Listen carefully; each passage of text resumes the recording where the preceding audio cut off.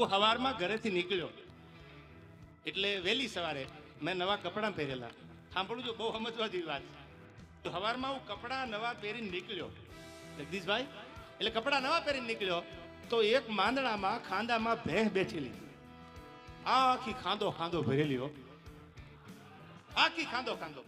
એટલે હું તો કપડાં પહેરીને નીકળ્યો તો મેં જોયું તો ભેં મારા સામે કતરાય. મેં કીધું સાલું ભેંનું આપણે કઈ બગાડ્યું નથી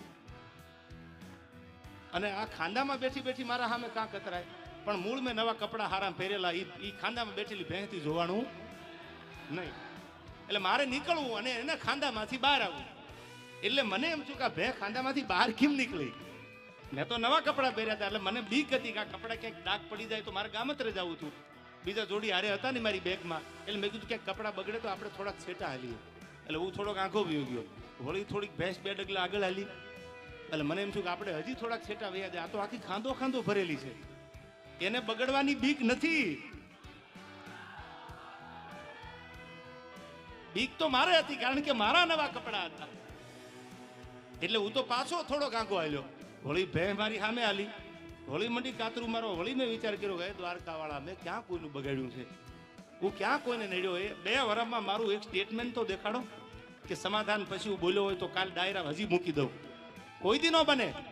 વળી ખાંદામાંથી નીકળી હામી આવી, વળી નાળામાં આંખો ગયો, વળી પાછી આવી. એટલે મને એમ છું કે લગભગ આ મને ખાંદો ખાંદો બગાડવા આવી લાગે કે હું તો આખી ખાંદામાં બેઠી છું, તમારું મારે કંઈક બગાડવું છે. અને પછી માફ કરજો, મને મારે ન છૂટકે આ કપડાં ખાંદાવાળા કરવા પડ્યા છે. તમે તો સમજુ ડાયરો છો યાર, આ મારી મજબૂરીએ કરાવ્યા છે. બાકી હું આવા સીસરા વિચારનો માણા નથી યાર. મારા વિચારમાં આવી હલકાઈ નથી ભરેલી. ઊંચા કોળનો આદમી કરે નહીં નીચા કામ, એ તો ગડપત ભાંગે ગામ, કોઈ દી ખાતર પાડે નહીં ખીમરા. આપણે તો કોકની એબ ઢાંકવાના કામ કરવાના હોય, કોઈની એબું ઉગાડવાના કામ ન કરાય. તમે કોઈનું જાણતા હોય ને તો એને ઉગાડતા નહીં, એને ઢાંકવાનું કામ કરો તો ભગવાન તમારી આબરૂ રાખે. કોઈની એબ ઉગાડવા જાવ ને તો એક દી તમારી એ ઉઘડી જાય યાર.